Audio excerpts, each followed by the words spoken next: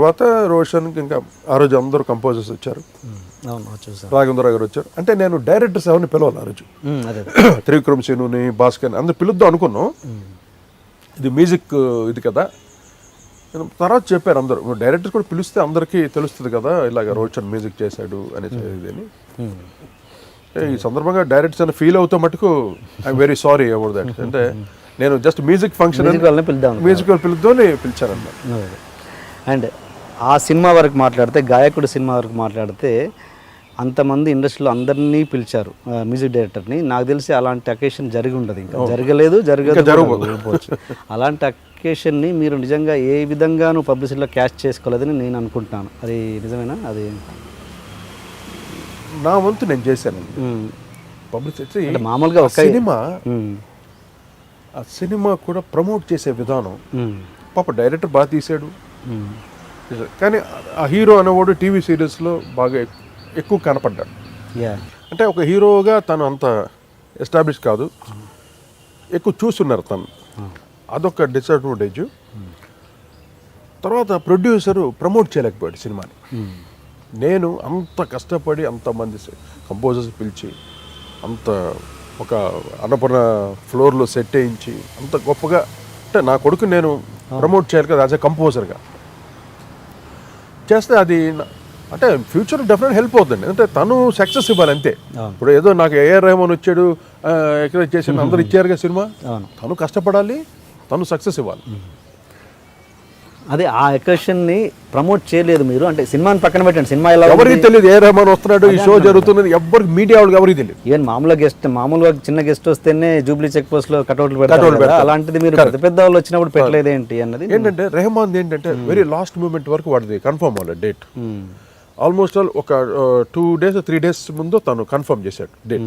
తను చాలా బిజీగా ఉన్నాడు, అటు హాలీవుడ్ బాలీవుడ్ రెండిట్లో బాగా బిజీగా ఉండి తను ఇదిగో అదిగో అదిగో అదిగో అంటూ తన కోసం వెయిట్ చేశాను నేను. ముఖ్యంగా తనతోటి మిగతా అందరిని డేట్స్, దేవి కానీ, దేవి కూడా బిజీగా ఉన్నాడు, మణి అందరూ వాళ్ళందరూ బిజీగా ఉన్నా కూడా అందరూ వచ్చారు. అలాగే రెహమాన్ డేట్ కోసం నేను వెయిట్ చేశాను అనమాట. అందువల్ల అది పబ్లిసిటీ ఎక్కువగా చేయలేకపోవడం, తర్వాత మీడియాలో ఫుల్గా వచ్చింది, అందరికి రీచ్ అయింది. మీరు అన్నట్టు ఎక్కువగా పోస్టర్స్ అన్నీ చేయలేకపోయాం అనమాట. మీ అబ్బాయికి అది రైట్, అది ఆ సినిమా రైట్ చాయిస్ అనే మీరు ఫీల్ అయ్యారా? అది ఇంట్రడక్షన్ మరి ఎట్లా, ఎందుకు అంత ఇంత ఎక్స్పీరియన్స్? ఒక పెద్ద హీరో సినిమా చేస్తేనే ఇమీడియట్గా తను అందుకుంటాడు. కానీ నాకు ఇంకో రకం ఏంటంటే చిన్న సినిమాలు చేస్తే కొంచెం ఎస్టాబ్లిష్, తనకి అనుభవం వస్తుంది. మేమంతా అనుభవంతో వచ్చాం, అంతేకాని కోటి కొడుకని రాజేశ్వరరావు మనవడని ఎవరు సినిమా ఇచ్చారు. తను సక్సెస్ ఇవ్వాలి. ఇప్పుడు నిర్మలా కాన్వెంట్ సాంగ్ అంత హిట్ అయ్యి ఎంత బ్లాక్ బస్టింగ్, అంటే బ్లాక్ బస్టర్స్ నెంబర్ 1 ఆ స్టేజ్కి వెళ్ళిపోయింది ఆ పాట. ఈవెన్ నాగార్జున గారు పాడారు, రెహమాన్ కొడుకు పాడాడు ఆ సాంగ్, కొత్త భాష పాట. ఆ ఒక్క పాట ఎంత క్రేజ్ తీసుకొచ్చింది ప్రాజెక్ట్కి టోటల్గా. తర్వాత దాంట్లో అన్ని పాటలు చాలా బాగా చేశాడు. ఆ సినిమా హిట్ అవుతుంది బికాస్ గాడ్స్ క్రేజ్, మీరు అందరూ ఆశీస్సులతోటి సినిమా హిట్ అవుతాం మటుకు రోషన్కి ఒక మంచి బ్రైట్ ఫ్యూచర్ స్టార్ట్ అవుతుంది. అంతేగాని నేను వెళ్ళి ఈరోజు నా కొడుకుని తీసుకుని ప్రతి ఓటు దగ్గరికి వెళ్ళి ప్రతి డైరెక్టర్ని రిక్వెస్ట్ చేసి ఒక పూరి జగన్నాథను, ఒక వివి వినాయకును, లేకపోతే రాజమౌళి గారిను రిక్వెస్ట్ చేసి వెళ్ళి నేను నా కొడుకు ఛాన్స్ ఇవ్వ, నాకు అది పద్ధతే కాదు. ఇండస్ట్రీలో ఎవరి కాళ్ళు రావాలండి, ఆ పెయిన్, ఆ స్ట్రగుల్స్ పడితేనే ఆ అనుభవాలే మనకు వస్తాయి.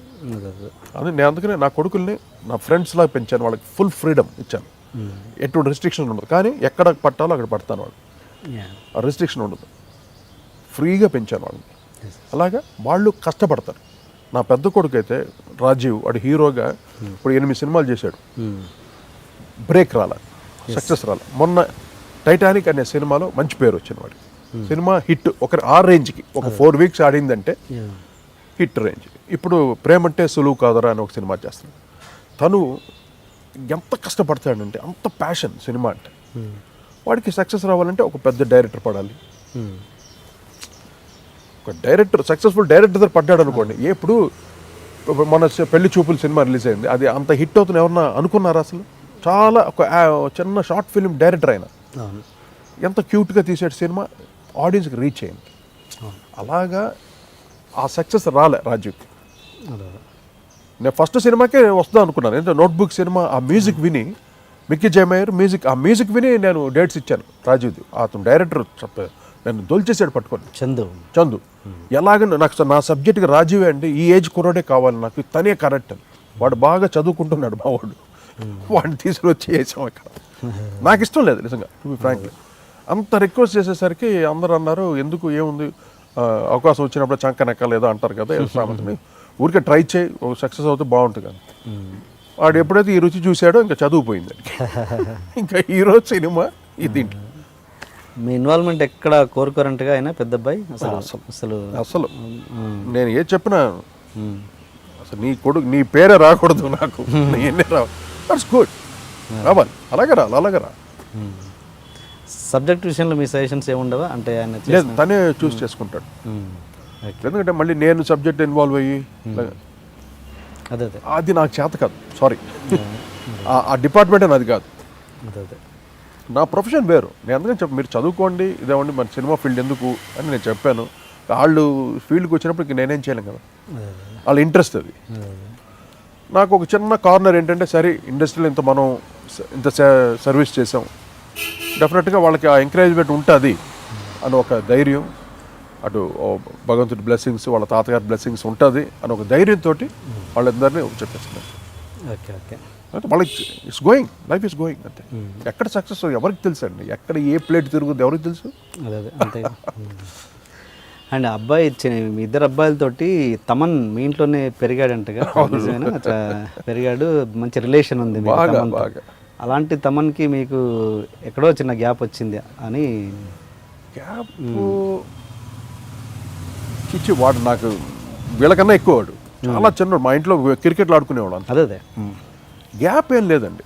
అంటే అది ఎందుకు ఒకసారి పాప తనకేదో అమౌంట్ ఏదో కావాల్సి వచ్చింది అర్జెంటుగా, అడ్జస్ట్ చేయమన్నాడు. నా దగ్గర లేదు, నేను అడ్జస్ట్ చేయలేకపోయాను. ఓకే, బహుశా తను ఏదైనా దానికి హర్ట్ అయ్యాడేమో తెలియదు. బట్ నేను ఆ పరిస్థితుల్లో లేను, తనకు హెల్ప్ చేసేంత పరిస్థితిలో.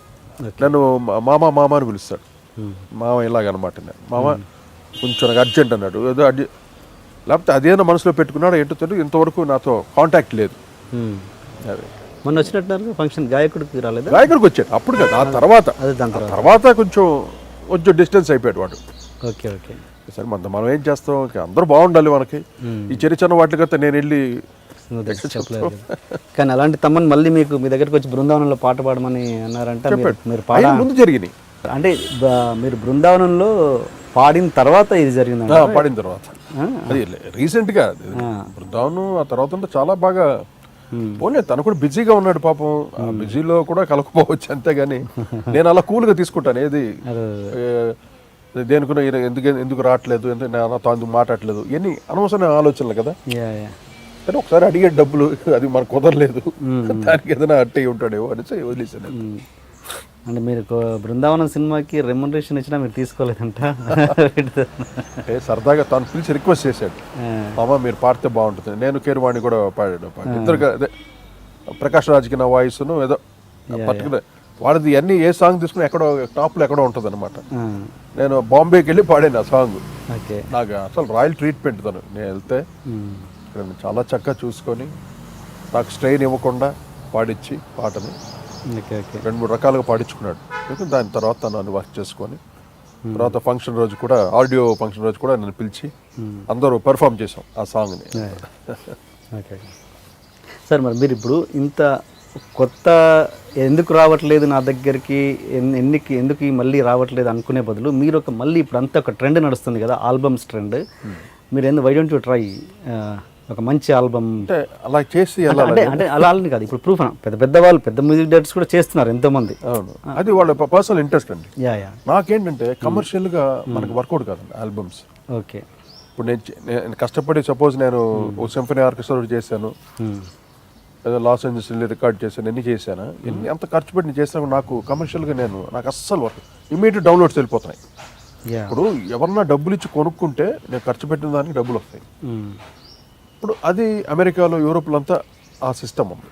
అందువల్ల ఒక్క ఆల్బమ్ హిట్ అవుతే ఆ సింగర్ ఎక్కడికో వాళ్ళు మిలియన్స్, దే కలెక్ట్ మిలియన్స్. $1 $1 ఎంతో ఒక సాంగ్, అటు $2 $3 ఉంటుంది సాంగ్.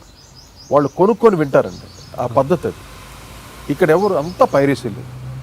ఇప్పుడు నేను అంత కష్టపడి నేను చేసినా కూడా నాకే పేరు రావాల్సిన అవసరం లేదు. Already I got my name. ఏదో కొత్తగా చేయాలని ఒక తపన ఉంది. ఆల్బమ్ చేస్తాను సరే అంటే కంప్లీట్గా అంత ఎఫర్ట్ చేసి ఎవరన్నా స్పాన్సర్స్ ఉంటే మటుకు తప్పకుండా I'm ready to do different kind of albums చేయాలని ఉంది.